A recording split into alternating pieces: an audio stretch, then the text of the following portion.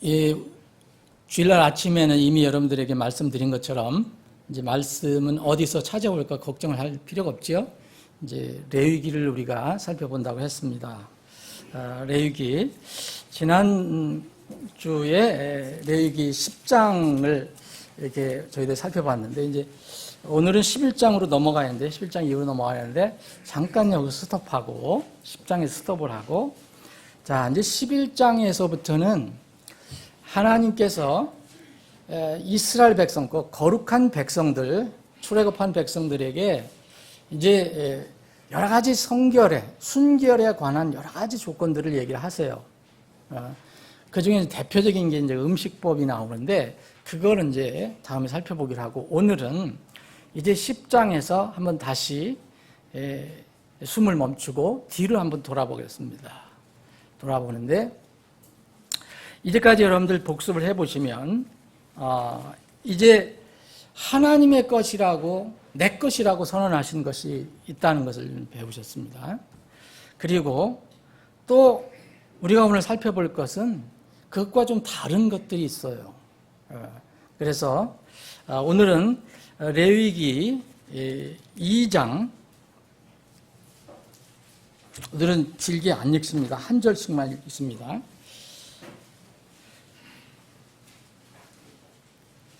11절, 2장 11절.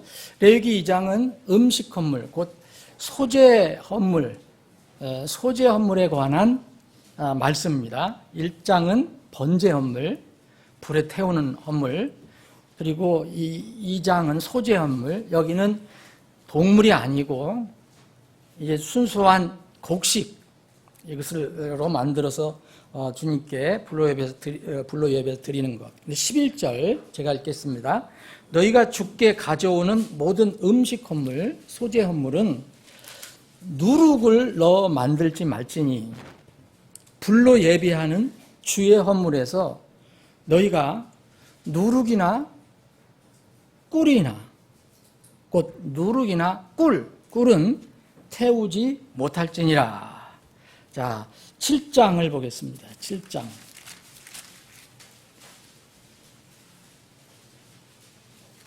자, 우리가 지금 읽은 부분은 소재 헌물에 나온 거예요. 음식 헌물. 그리고 3장에는 이제 화평 헌물이라는 게 나와요.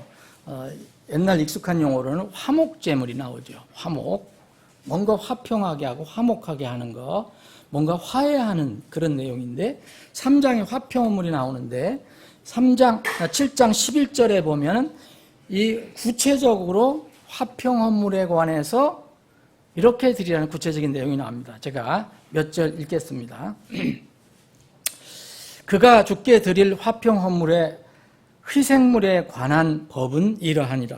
만일 그가 감사하려고 그것을 드리거든 누룩을 넣지 않고 기름을 섞어 만든 납작한 빵과 누룩을 넣지 않고 기름을 발라 만든 얇은 과자와 고운 밀가루에 기름을 섞어 튀긴 납작한 빵을 감사 희생물과 함께 드리고 13절은 여러분들과 제가 한 절만 읽습니다. 여러분 뜻을 생각하시고 시작합니다.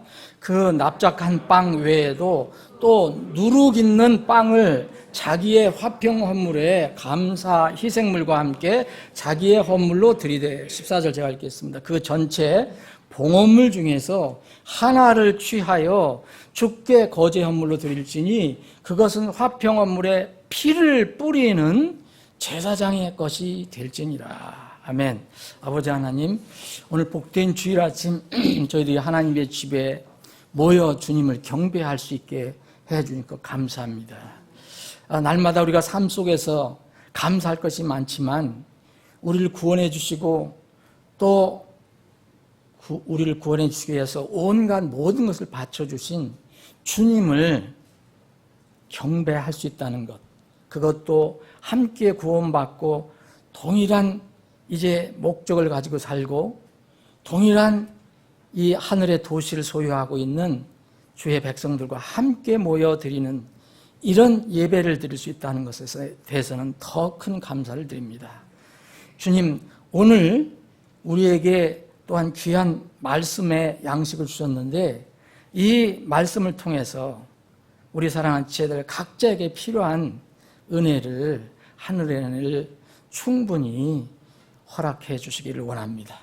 하늘의 은혜를 공급받고 주님이 오실 때까지 이 땅에 살 때 날마다 말씀을 붙들고 승리할 수 있도록 인도해 주시옵소서. 거룩하신 예수님의 이름으로 기도합나이다. 아멘. 자, 오늘 여러분께서 이제 짧은 시간에 이 말씀을 이제 나누는데, 이 나눈 말씀을 그래도 기억하게 하기 위해서 제목을 모르는 먼저 말씀드리겠습니다. 오늘 제목은 누룩과 꿀입니다.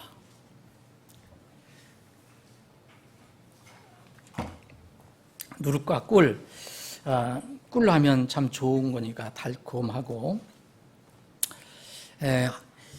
우리가 레위기를 특별히 읽어보면 다른 곳에서도 나오지만, 신명기, 이제 가나안 땅에 들어가기 전에 신명기 다시 한번 반복해서 알려주실 때 거기도 또 나옵니다. 그런데 이 레위기를 살펴보면 하나님께 드릴 수 없는 것들이 나옵니다. 그리고 또 아울러서 하나님의 은혜를 받은 거룩한 백성이라고 칭함받는 사람들에게 어울리지 않는 것들을 주님께서 명시를 해 주셨습니다.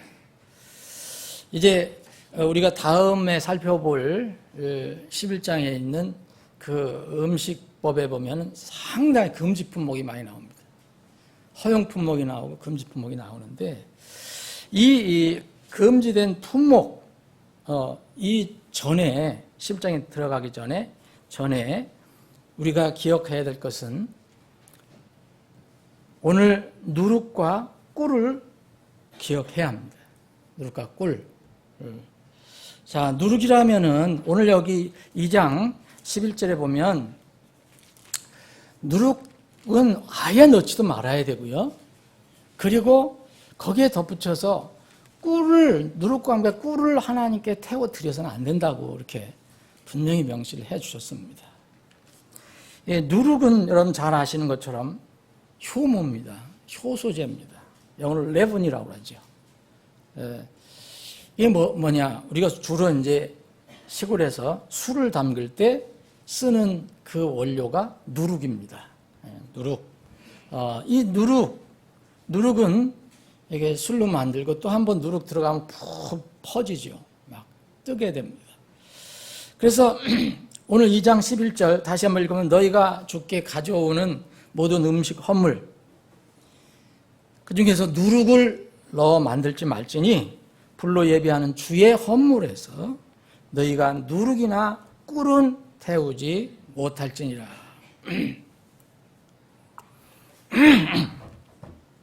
여러분들, 누룩은 우리가 수없이 많이 살펴봤기 때문에 무엇을 의미하는지 여러분 다 잘 아실 것입니다. 무엇을 의미합니까? 부정을 의미합니다. 죄를 의미합니다. 불의를 의미합니다. 그리고 이 누룩의 또 특성은 퍼져나가는 겁니다. 죄는 가만히 있는 게 아니에요. 불의는 가만히 있는 게 아닙니다. 그걸 통제하지 않으면, 그걸 제거하지 않으면 막 퍼져나가는 성격이 있습니다. 그래서 우리가 사람들이 먹는 음식 중에서 이 누룩, 어떤 그 재료 중에서 누룩을 하나님께서는 그런 것을 상징으로 쓰셨습니다.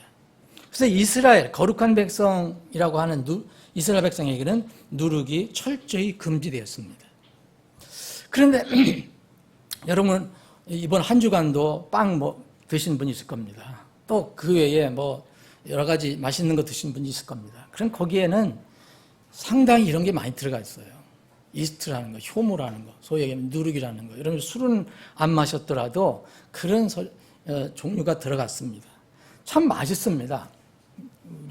그렇게 해서 먹으면 누룩 안 넣고 그 효모 안 넣고 효소 안 넣고 굽는 빵은 딱딱해서 먹기가 좀 어렵죠.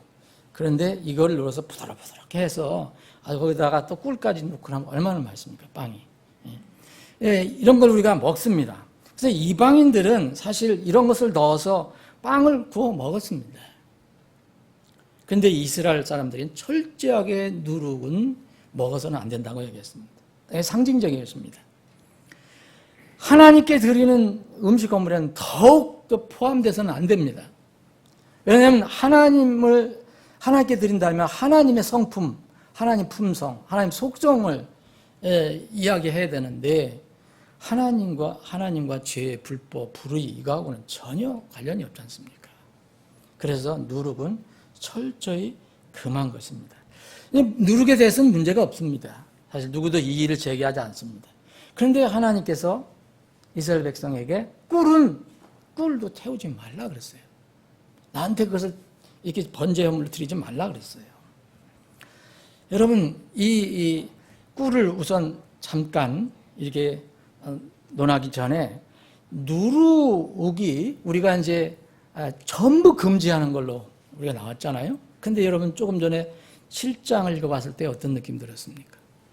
7장. 지금 읽으셨어도 지금 다 잊어버렸죠, 금방. 네. 자, 다시 한번 제가 읽겠습니다. 7절에 화평헌물이 희생물에 관한 법이 이렇다 이렇게 말씀하셨습니다. 화평헌물입니다. 이건 다른 말로 하면 화목제물이에요. 자, 번제헌물도 아니에요. 소제헌물도 아닙니다. 죄헌물과 또 속건제물도 아니에요. 범법헌물도 아니에요. 이거는 화목헌물이에요. Peace offering. 여기에 관해서 얘기할 때 13절 그 납작한 빵 외에 이거는 뭡니까? 다 누룩을 넣지 않은 빵이에요. 누룩을 넣지 않는 빵이나 과자를 만들어서 화평헌물을 드리라는 거예요. 그런데 이 빵 외에도 또 누룩 있는 빵을, 그래서 어떤 분은 이게 잘못된 거 아니냐. 여러분들 영어 성경 가지고 계신 분은 영어 성경 읽어보십시오. 분명히 이것은 잘못된 게 아닙니다. leavened bread라고 나옵니다. 이건 뭐냐면 아주 누룩을 넣어서 맛있게 만든 빵이라는 거예요. 이 누룩 있는 빵을 자기의 화평헌물의 감사함과 함께 자기의 헌물로 드리라는 거예요. 어떤 사람이 화평헌물을 하나님께 드리려고 합니다. 그러면은 이 철저하게 누룩을 넣지 않는 그런 빵이나 과자를 만들어 가지고 오는데 또 누룩 있는 빵도 가지고 와서 헌물로 드리라 이렇게 얘기하십니다. 이게 도대체 무슨 말씀입니까? 예? 그러면서 14절 보면 그 전체 봉헌물 중에서 하나를 취하여 주께 거제헌물로 드릴지니 그것은 화평헌물에 피를 뿌리는 제사장이 것이 되리라. 자, 이 제사장, 피를 뿌리는 인간 제사장의 것이 될 것이라고 얘기합니다. 하나님께 드리는데 하나님께서 그걸 불태워서 다 받으시는 게 아니고 그것은 피를 뿌리는 제사장 것으로 삼어라 이렇게 말씀하십니다. 자, 이 부정을 의미하고 죄를 의미하는 이런 누룩을 넣은 빵을 헌물로 하나님께 드리라는 거예요. 사랑하는 여러분, 여러분들 아무리 찾아보셔도 여러분 아마 저도 제가 찾아보니까 이곳 외에는 이런 말씀이 안 나옵니다. 유일한 것입니다. 헌물 중에서도 화평 헌물. 자, 다섯 가지가 있는데 중간 헌물이라고 말씀드렸잖아요. 인간 범죄, 온갖 범죄를 다 저질러요. 범법 헌물. 그 다음에 인간은 죄인이다. 총체적으로 죄인이다. 그 죄 헌물입니다. 인간 쪽에서. 하나님께서 받으시는 온전히 다 태움을 받는 것. 이걸 받으시 번제 헌물. 그리고 소제 헌물. 이 소제 헌물, 번제 헌물 누구를 상징하는? 물론 다 예수 그리스도를 상징하지만 소제 헌물은 이 곡식 헌물, 음식 헌물은 흠없이 사신 완벽하게 거룩하게 사신 예수 그리스도, 우리를 위해서 헌물이 되어주신 예수 그리스도를 예표한다고 말씀드렸죠. 그런데 중간에 있는 이 헌물이 참 놀랍습니다. 이 헌물은 하나님 편에서 중간, 사람 편에서 중간에 있습니다. 그게 화목제물입니다. 피스 오퍼링입니다. 누가 이 화평을 하게 합니까? 사람의 힘으로 화평합니까? 불가능합니다. 하나님께 우리가 어떻게 갑니까? 이 피스 오퍼링이 있어야 됩니다. 이것이 바로 예수님입니다. 죄 헌물도 예수님 상징, 범법 헌물도 예수님 상징. 그런데 왜 여기서는 누룩 있는 빵을 화목제물에, 화평물에 넣으라고 하셨을까요? 여러분, 하나님께 나아갈 때는 누룩과 꿀을 가지고 나가서는 안 된다고 얘기했습니다. 그런데 성경에서 단 한 번 누룩을 넣은 빵을 주님께 드리는 경우가 여기 나옵니다. 물론 제단에서 태워서 주님께 드리는 그런 헌물은 아닙니다. 주님께 드리되 주님께서는 그 헌물을 제사장 것으로 넘겨주십니다. 받으시고 주제장 것으로 넘겨주세요. 여기서 누룩 있는 빵은 무엇을 의미할까 한번 생각해 보십시오. 이스라엘 백성은 이걸 문자적으로 지켰습니다. 뜻을 알든 모르든 그렇게 했어요. 그런데 우리는 지금 율법, 그런 음식법을 지키는 사람들은 아닙니다. 그런데 여기는 하나님의 놀라운 은혜가 들어있습니다. 놀라운 교훈과 진리가 들어있습니다. 성경은 항상 그러합니다. 누룩 있는 빵이라는 건 뭐냐? 이것을 의미합니다. 우리는 다 하나님 앞에 볼 때는 죄덩어리입니다. 죄인입니다. 근데 그거를 받으시는 경우가 있어요. 거룩하신 하나님이 받으실 때 그 받으시는 건 화목 헌물에서만 받으십니다. 사랑하는 여러분, 우리는 본성이 죄인입니다. 그런데 여러분 대부분 구원받으셨습니다. 다 구원받으셨다고 믿는데 구원받으셨다고 여러분들 그 죄의 어떤 성질이 사라졌습니까? 여러분 지난 한 주간 또 죄 완전히 안 짓고 지으신 분 있습니까? 그런 분은 없습니다. 하늘에 가기 전까지는 불가능합니다. 여전히 우리는 죄의 그 무서운 싹스로부터 형벌로부터 이제 벗어났지만 하나님의 은혜로 거기에서 해방됐지만 여전히 우리가 영화로운 몸으로 되기 전까지는 우리는 죄성을 가지고 있습니다. 그런데 우리가 누룩인데 우리가 죄덩어리인데 하나님께 드려질 수가 있어요. 그것은 왜 드려질 수 있느냐 하면 바로 우리를 위해서 변호하시는 분이 있기 때문에 그렇습니다. 우리의 죄를 불법을 다 덮고 있는 분이 있기 때문에 그렇습니다. 그게 바로 어린 양입니다. 어린 양의 피입니다. 우리는 항상 죄를 짓고 불법을 지으려고 합니다. 그런데 예수님의 그 피가 우리를 덮고 있습니다. 하나님께서 그거를 보시는 겁니다. 우리 안에 있는 것을 보시는 것이 아니고 우리 위에 있는 예수 그리스도의 피를 보시기 때문에 누룩 있는 빵을 받으실 수 있습니다. 그래서 이 빵을 받으시고 화병 헌물에 피를 뿌리는 제사장 것으로 돌리십니다. 우리는 하나님 것이지만 예수님이 우리를 값주고 사셨다고 말씀하셨습니다. 인간 피를 뿌리는 제사장, 예수님의 상징이라면 우리는 예수님께 넘어간 사람입니다. 소유권이 넘어간 사람입니다. 예수님이 피를 흘리셔서 우리의 소유권을 주장하시는 분입니다. 이런 의미에서 누룩 있는 빵을 주님께 드릴 수 있는 것입니다.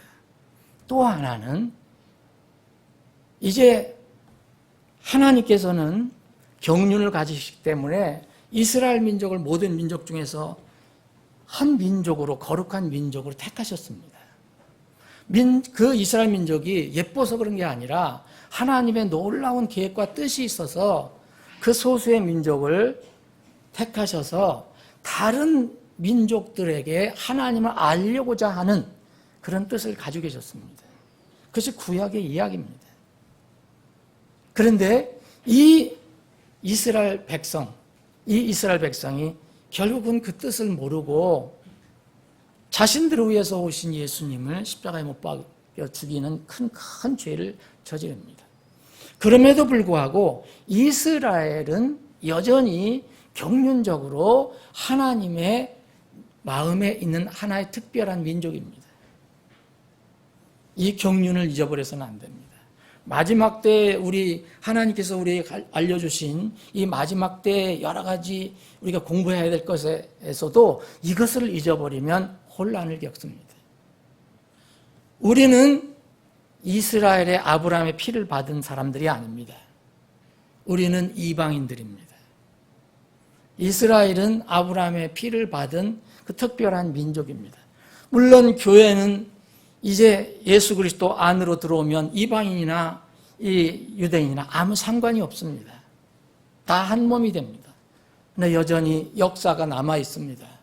마지막 때에 이런 역사, 특히 마지막 때의 역사는 이스라엘 민족과 이방 민족의 관계가 아주 중요하게 얽혀 있습니다. 자, 그럼 여기서 이 예언적으로 보면 누룩 있는 빵을 하나님께서 받으셨다는 것은 뭘 의미합니까? 우리 개인적으로 보면 우리 마음 위에, 우리 양심 위에 있는 피를 보시는 하나님, 그래서 그걸 받아들이신다는 그런 뜻도 우리가 생각할 수 있지만, 또 하나는 역사적으로 보면 하나님께서는 이스라엘 민족을 택하시고 출애굽했기 때문에 무조건 너희들은 거룩한 민족이라고 했습니다. 그래서 우리가 레위기를 공부하는 겁니다. 이스라엘 민족은 거룩해야 합니다. 더러워서는 안 됩니다. 부정한 것은 정말 거리가 멀어야 합니다. 그래서 계속해서 레위기에서는 거룩한 것과 부정한 것과 깨끗한 것을 얘기합니다. 이스라엘 백성들에게는 부정한 것은 절대 접근하지 못하도록 얘기합니다. 민족적으로 그렇다는 것입니다. 그런데 이스라엘은 이것의 이 뜻을 잘 모르고 선민의식에 사로잡혀서 자기들은 정말 거룩한 민족이고 다른 민족은 뭘로 봤습니까? 더러운 민족으로 봤습니다. 이교도들 이방 민족은 정말 더러운 민족으로 봤습니다. 동물 중에서 더러운 것으로 성경이 많이 나오는 개나 돼지로 봤어요. 우리에게는 참 맛있는 동물이지만 그들은 개나 돼지로 이방인들을 봤습니다. 그런데 이건 예언적인 의미가 들어있습니다. 누룩은 이방인의 상징입니다. 이스라엘과 이방인들을 비교하면 이스라엘은 결코 누룩이 있어서는 안 될 민족입니다. 누룩 없는 빵을 상징합니다. 철저한 무교병. 그런데 우리는 유교병입니다. 누룩이 있는 빵입니다. 그래서 누룩이 있는 빵이라 하나님께서 예수 그리스도의 그 놀라우신 피의 공로를 통해서 우리를 누룩 없는 빵처럼 여겨주셨다는 것입니다. 그러나 여전히 우리는 이스라엘 민족이 볼 때는 누룩 있는 더러운 빵입니다. 놀랍게도 주님께서 하나님께서 누룩 있는 빵을 누룩 없는 빵과 함께 드려라 말씀하십니다. 이 일은 이제 신약에 성취됩니다. 이것을 이 초세기의 사도들까지도 유대인 사도들까지도 잘 이해를 못했습니다. 베드로는 정말 끝까지 그것을 고집을 피웠습니다. 그래서 하나님께서 환상까지 보여주셔야 그때야 그것을 깨닫게 됩니다. 사랑하는 여러분, 예수님께서 이 누룩 있는 빵과 누룩 없는 빵에 이 엄청나게 세워졌던 이 허물을 담을 완전히 부셔 주셨습니다. 그래서 지금은 그리스도 안에서는 이스라엘과 이방인이 따로 없습니다. 그리스도의 것이기 때문입니다. 이것을 알려주는 것이 바로 신약 성경 중에서 많이 나오는데 특별히 이 에베소서를 보면은 이런 말씀이 있습니다. 그러므로 11절입니다. 그러므로 기억하라. 너희는 지나간 때 육체로는 이방인이요 손으로 육체에 행하는 할례를 받아 할례자들이라 불리는 자들로부터는 무할례자들이라 불리던 자들이라. 자, 이거 뭐냐? 할례자들, 무할례자들은 뭐냐? 다른 누룩으로 얘기하면 유교병과 무교병입니다. 우리는 유교병으로 불렸습니다. 그때에 너희는 그리스도 밖에 있었고 이스라엘 열방 국가 밖에 있었던 여인들이며 약속의 언약들에서 분리된 낯선 자요 세상에서 소망도 없고 하나님 밖에 있던 자들이더니 이제는 한때 멀리 떨어져 있던 너희가 그리스도 예수님 안에서 그리스도의 피로 가까워졌느니라. 이 정말 놀라운 은혜입니다. 우리는 하나님의 경륜을 다 이해할 수 없지만 우리가 왜 이교도로 태어나나, 우리가 왜 이방인으로 태어났나, 그건 우리가 알 수가 없습니다. 그러나 하나님은 차별하지 않으시고 다 받아주셨다는 겁니다. 14절입니다. 그분은 우리의 화평이시니, 이게 화평이 똑같은 겁니다. peace, 화목, 평화. 화평이시니라. 그분께서 둘을 하나로 만드사 우리 사이에 중간벽을 허무시고 원수되게 하는 것 곧 규례들에 수록된 명령들의 율법을 자기 육체로 없애셨으니 이것은 이 둘을 자기 안에서 하나의 새 사람으로 만들어 이렇게 화평을 이루게 하시고, 또 십자가로 그 원수되게 하는 것을 죽이사 친히 십자가로 이 둘을 한 몸으로 하나님께 화해하게 하려 하십니다. 또 그분께서 오셔서 멀리 떨어져 있던 너희에게 또 가까이 있던 그들에게 화평을 선포하셨느니라. 이게 화평언물입니다. 화목제물입니다.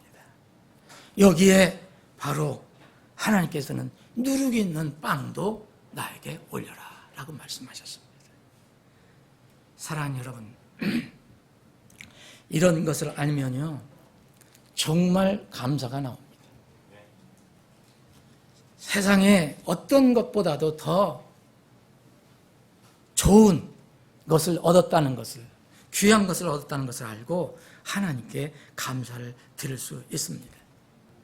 이 유교병과 무교병은 이제 다 하나님 안에서 받아들여졌지만 민족적으로는 아직도 하나님께서 해야 될 일이 있기 때문에 이제 이방인의 수가 채워지기 전까지 이스라엘, 예루살렘은 눈멀어 있는 것입니다. 이것이 바로 부정적인 누룩을 넣은 빵을 헌물로 드리는 경우입니다. 자, 누룩은 그래서 이런 의미가 두 가지가 있는 것입니다. 다 부정적으로 이스라엘 백성에게 가르쳐줬지만 우리 이방인들에게는 하나님께서 받으시는 것으로 이렇게 우리에게 알려주시고 계십니다. 자, 그러면 꿀을 보겠습니다. 꿀, 하니. 참 우리가 이제 서로 사랑하는 사람들끼리 부를 때도 하니 하지. 예? 아니 외국 형제들 보면 아주 어떤 때는 이렇게 등골이 간지러울 때가 있는데 하니예요 같이. 근데 이제 그게 무슨 얘기입니까? 여보가 아니라 내 꿀이요, 내 꿀아 그런 거죠. 내 꿀. 그만큼 달콤하다는 거잖아요. 근데 하나님께서 꿀을 태우지 말라, 나한테 드리지 말라는 거예요. 이런 꿀은 성경을 찾아보면 두 가지 의미가 있습니다. 긍정적인 의미가 있는가 하면 부정적인 의미가 있습니다. 이 꿀 없는 이 음식 건물은 완전한 이제 음식 건물 대신 예수 그리스도를 상징하는 거죠. 그런데 우리에게는 또 꿀에 관해서 말씀하신 게 있습니다. 여러분 우선 생각나는 게 하나님께서 이스라엘 백성을 출애굽시켜서 애굽에서 출애굽시켜서 새로운 땅으로 인도하실 때 뭐라고 약속하셨습니까? 뭐가? 젖과 꿀이 흐르는 땅이라 했잖아요.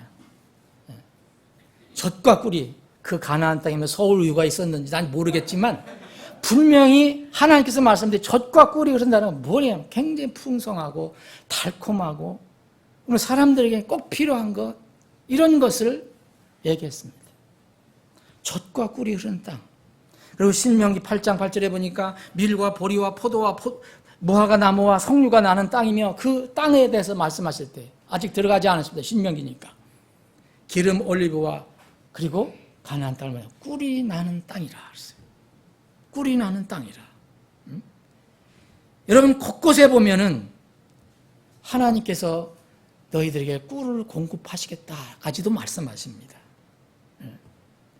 여러분 시편 81편을 제가 잠깐 읽겠습니다. 시편 81편. 시편 81편 12절입니다. 그러므로 내가 그들 마음의 정욕에 넘겨주매.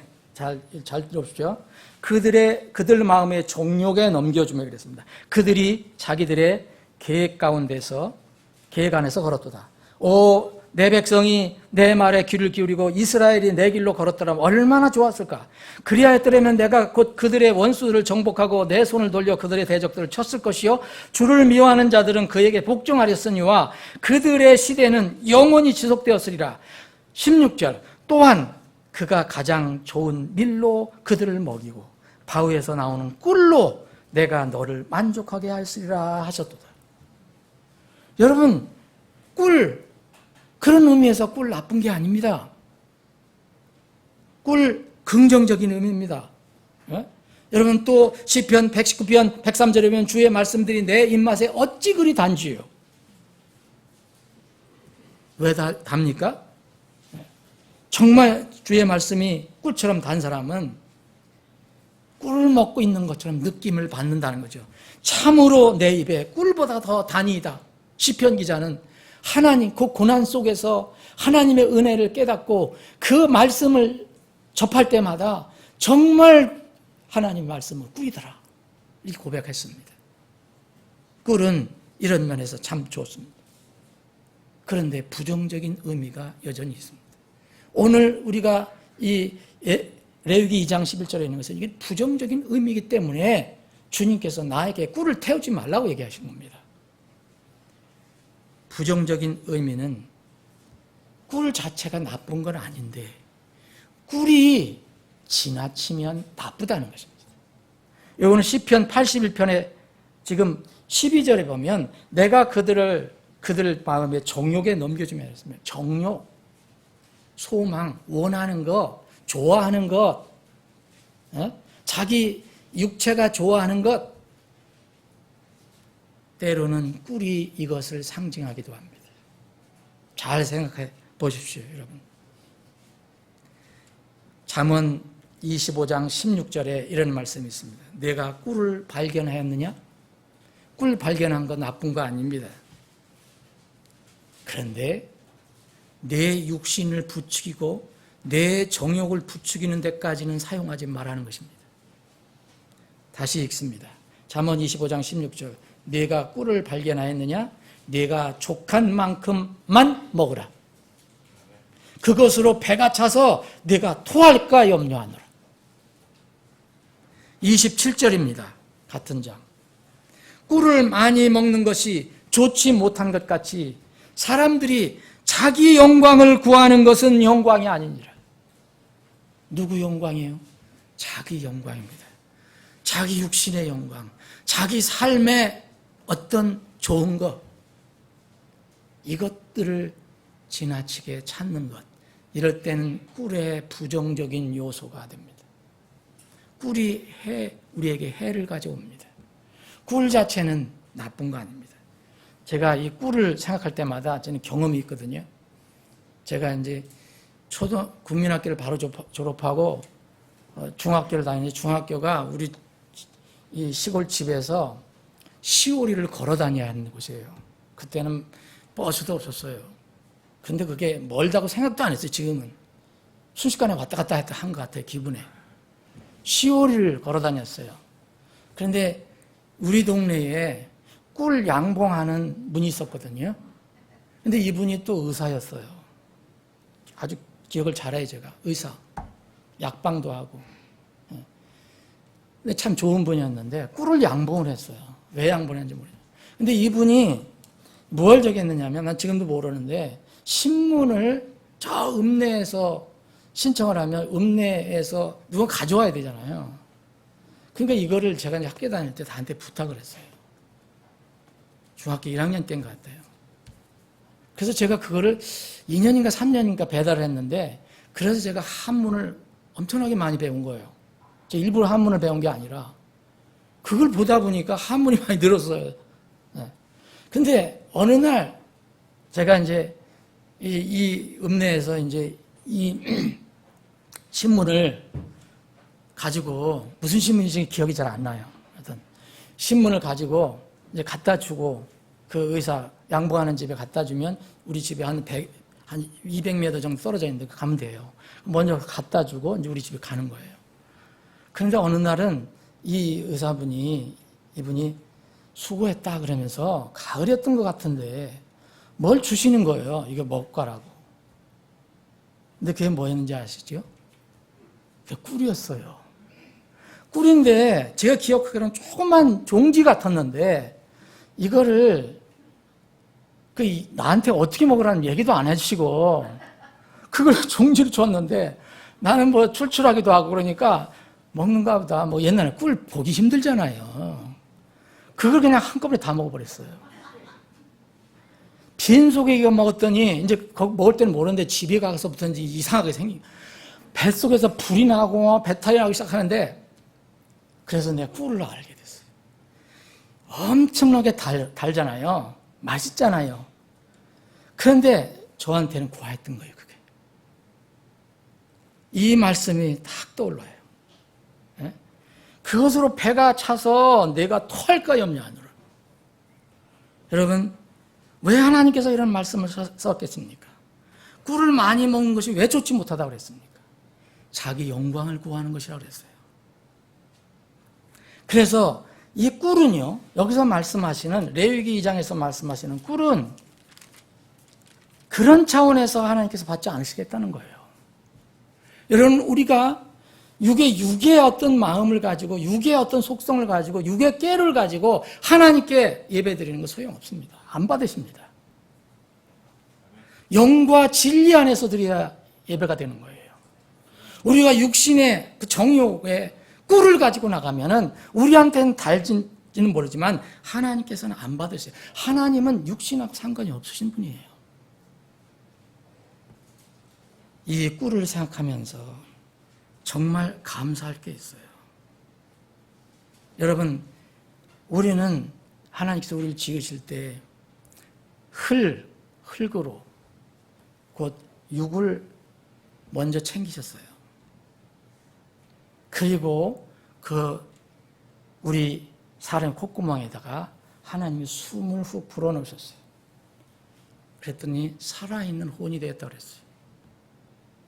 하나님께서는 우리에게 영혼만 주신 게 아니고 영과 혼만 주신 게 아니고 육을 주셨다는 거예요. 하나님은 영이세요. 그렇죠? 천사도 영이에요. 우리는 어떻게 만드셨느냐? 육을 입히셨어요. 그래서 우리는 이 존재가 반드시 육을 떠나서는 살 수 없는 거예요. 이 육이 나중에 변화돼서 거룩한 영이 되는 거예요. 자, 이것을 알면은 하나님께서 왜 꿀을 이렇게 너 꿀 찾는 거 좋은 거다. 근데 많이 먹지는 마라. 여러분, 우리 육은 필요가 있습니다. 육을 무시하면 안 돼요. 그런데 육은 어느 정도가 있어야 돼요. 더 중요한 건 뭡니까? 하나님께 나가는 영혼이에요. 육이 그것을 앞설 수가 없어요. 그럼에도 불구하고 하나님은 육을 전혀 무시하지 않으세요. 꿀은 뭘 의미합니까? 인간의 육신의 즐거움, 자랑, 때로는 선호, 또 인간이 즐기는 맛, 또 인간에게 매력적으로 보이는 것, 이런 것들을 상징하는 거예요. 이것이 다 나쁜 것이 아니에요. 여러분, 우리가 정말 맛이 없으면 밥을 먹겠습니까? 여러분, 점심때 가서 집에 가서 이제 죄송한데 뭐 교회에서는 못 드리지만 이제 당분간 뭐 그렇게만 하면 됩니다. 집에 가서 드셔야 되잖아요. 근데 여러분, 밥맛이 없으면 여러분 밥 먹을 수 있어요? 그 밥맛이 뭡니까? 육이에요, 육. 좋아하는 것 있어요, 분명. 그거 주님께서 무시하지 않습니다. 우리 육을 가지고 있는 우리를 주님은 철저히 배려하세요. 정말 그걸 보면 너무너무 감사해요. 여러분, 전도서 읽어보면 인생이 정말 허무하다는 것을 알려주잖아요. 그러면서 동시에 허무가 끝나기 전에 너희들에게 하나님께 주신 것을 잘 즐겨라라고 말씀하세요. 사랑하는 여러분, 하나님께서 여러분 이렇게 얘기하시면 하나님은 굉장히 육신적이네, 영적이 아니고 육신적이네, 그렇게 얘기하실 수 있습니까? 제가 한번 이 말씀을 읽어보겠습니다. 전도서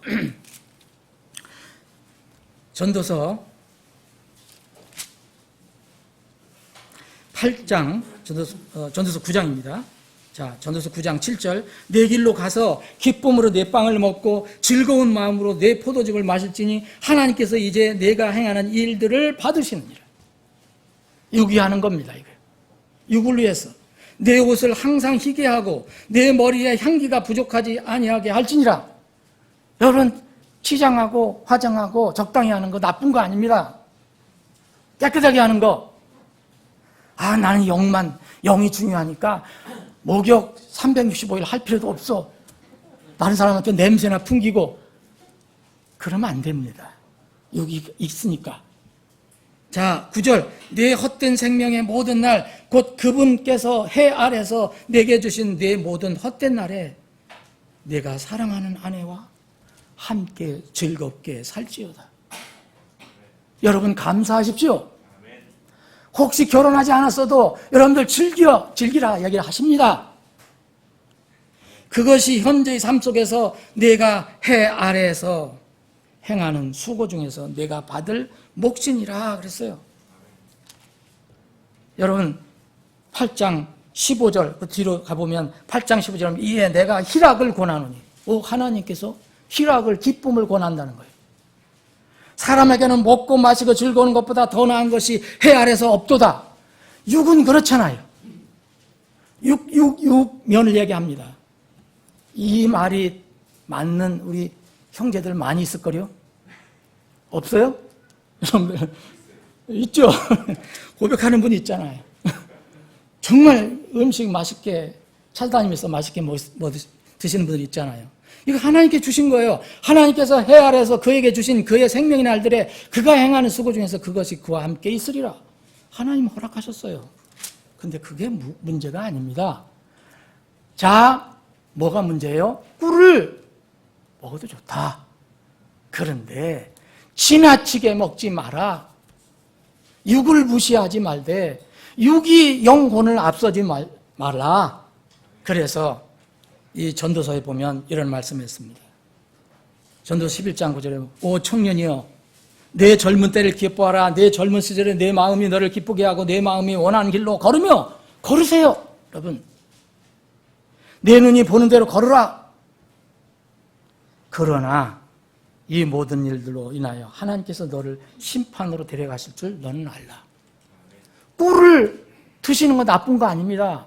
근데 지나치게 들어서 여러분의 영혼을 상하게 한다면 나중에 심판에서 드러내야 합니다.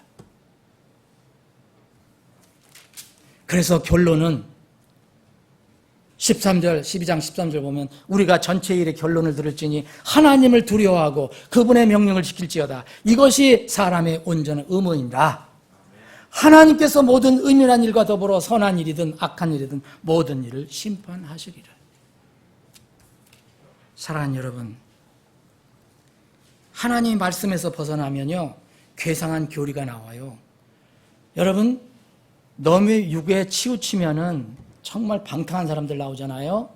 그리고 혹시 복음도 육신으로 사용하려고 쓰는 사람들이 정말 많아요. 이거 경계해야 됩니다. 그런데 또 거꾸로 반대편에 하나님의 말씀에서 떠나면요 아무리 경건한 것 같아도 그것은 무서운 교리가 됩니다. 무슨 얘기냐면요, 자, 우리 육을 부정하면 안 돼요. 근데 경건하게 산다고 하는 사람들이 육을 부정해서 만들어내는 교리가 있어요. 그게 영지주의예요. 그게 금욕주의예요. 그거를 하나님께서는 바울사도를 통해서 잘 밝혀주셨어요. 그게 골로새서 이야기고 에베소서 이야기예요. 디모데 이야기고, 디모데전서 4장에 보면 음식 먹는 거, 모든 음식은 하나님께 창조한 것이니까 다 거룩한 것이다 라고 얘기했어요. 말씀과 기도로 거룩해진다 얘기했어요. 그런데 그 음식이 하나님을 섬기고 예배하는 것보다 앞설 수는 없다는 거예요. 이게 중요한 거예요. 사랑하는 여러분, 이제 뭐 꿀 더 얘기해봐야 여러분들 이 정도면은 여러분들 마음속에 새겨지기를 저는 바랍니다. 꿀을 드세요. 그런데 지나치게 먹지 마세요. 무슨 얘기냐면 우리는 육을 인정하고 살아야 돼요. 그런데 육이 앞서서는 안 됩니다. 육을 위해서 살아서는 안 됩니다. 이것이 하나님께서 너희가 누룩이나 꿀은 나한테 태워 올리지 말아라고 말씀하신 거예요. 꿀은 발견하면 좋은 것이 돼. 지나치게는 먹지 말아라고 말씀하신 거예요. 하나님은 꿀은 인정하셨습니다. 자, 그러면 우리가 지난번에 살펴본 것 하나 기억하세요. 오늘 누룩과 꿀과 함께 기억하실 거 하나 있어요. 우리가 지난번에 레위기 3장을 공부할 때 뭘 공부했습니까? 살펴봤습니까? 뭐였습니까, 여러분? 또 잊어버렸습니까? 기름, 지방 덩어리. 고기 중에서 가장 맛이 있다고 생각하는, 기름지다고 생각하는 그 부위, 기름. 자, 하나님께서 우리에게 알려주신 것에서는 기름, 꿀, 누룩이 있어요. 그런데 기름은 절대 하나님 거라고 선언하셨어요. 우리가 손대면 안 돼요. 성경에서 하나님 것이라고 얘기한 거 사람이 손대면요 절대 손해나고 불행합니다. 그건 손대면 안 돼요. 그것이 팻이에요. 그런데 누룩은 하나님 것도 안 되고 사람 것 돼서도 안 돼요. 이스라엘 백성에게는 누룩을 넣어서 빵을 만들거나 먹어도 안 되고 하나님께 드려도 안 돼요. 누룩은 죄, 부정 이것을 상징하기 때문에요. 철저히 버려야 됩니다. 그런데 그 중간에 꿀이 있어요. 생각해 보세요. 꿀은 하나님께서 우리를 이 땅에서 육신을 가지고 살 수 있도록 사는데 필요한 거 인정하시는 게 있어요. 그게 우리의 삶입니다. 여러분 먹고 마시고 입고 또 시집가고 장가가고 심고 건축하는 거 나쁜 거예요? 그 자체가 나쁩니까? 여러분 그거 나쁘다고 생각하는 사람이 있어요? 이런 분들은 금욕주의에 빠진 사람이에요. 이거 나쁘다고 말씀하신 적 없어요.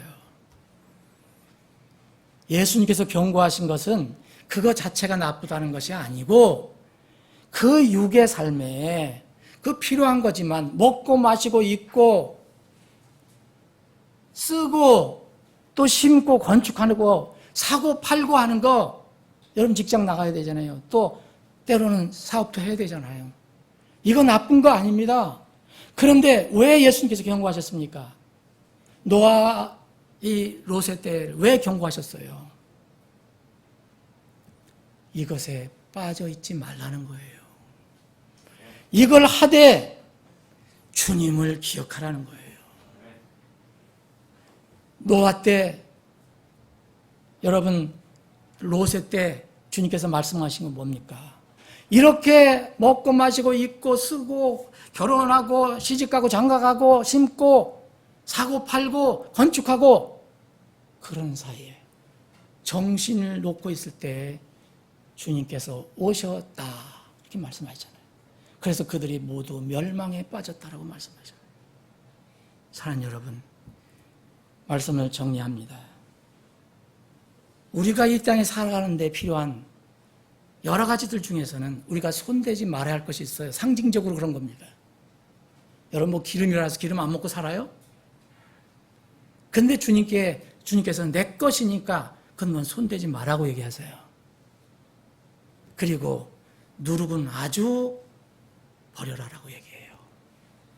그러면서 또 꿀 이야기도 하셔요.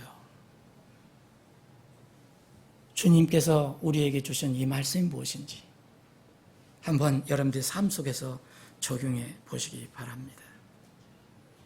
때와 기회는 우리에게 항상 주어지는 것이 아닙니다. 이 기회와 때가 끝날 때가 있습니다. 이런 말씀을 주시는 이유는 뭡니까? 주님이 다시 오셔서 우리를 심판하시겠다는 거예요. 구원받지 못한 사람들은 영혼의 멸망의 심판이고, 구원받은 사람들에게는 꿀을 어떻게 먹고 어떻게 살았는가를 아마 심판하실 거예요. 이 말씀이 이 마지막 때를 살아가는 여러분들에게 격려 또는 때로는 경고의 말씀이 되기를 주님의 이름으로 축원합니다. 기도하시겠습니다.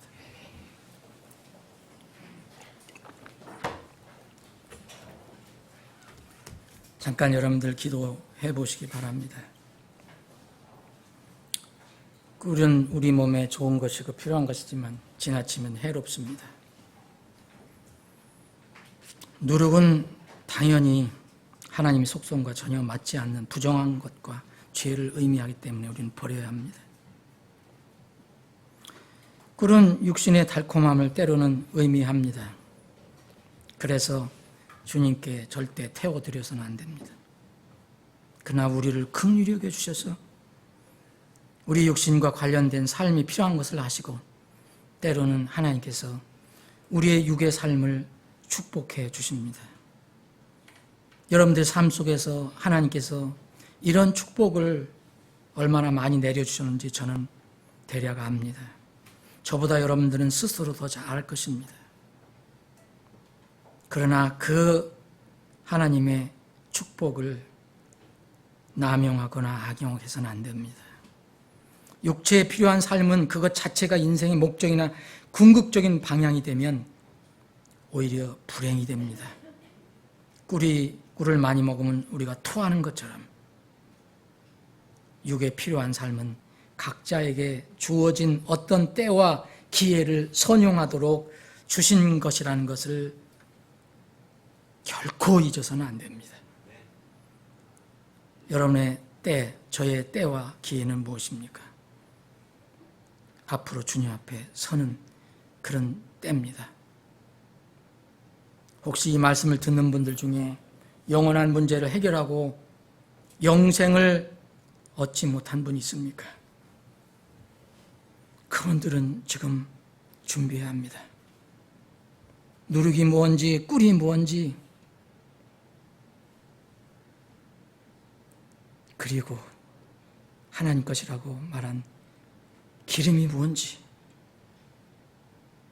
지방이 무엇인지 모르고 눈에 보이는 육신의 삶에만 끌려다니고 그러다가는 결국 멸망의 때가 오게 됩니다.